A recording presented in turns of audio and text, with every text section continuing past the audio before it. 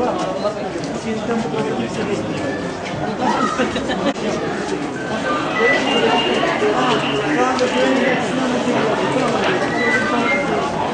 tarafa geçelim.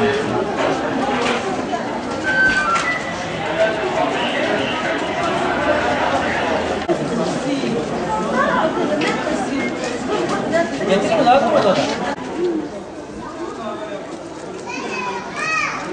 Kedi. Oraya bir daha. Böyle. Böyle girsin ki ya. Şey olur ancak.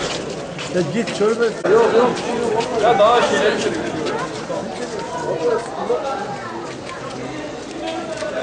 Ay görmüyorum ha.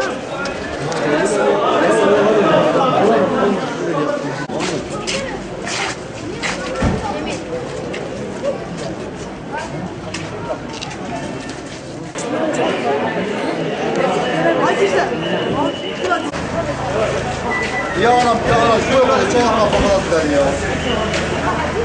Herhalde diye bu edip düşer.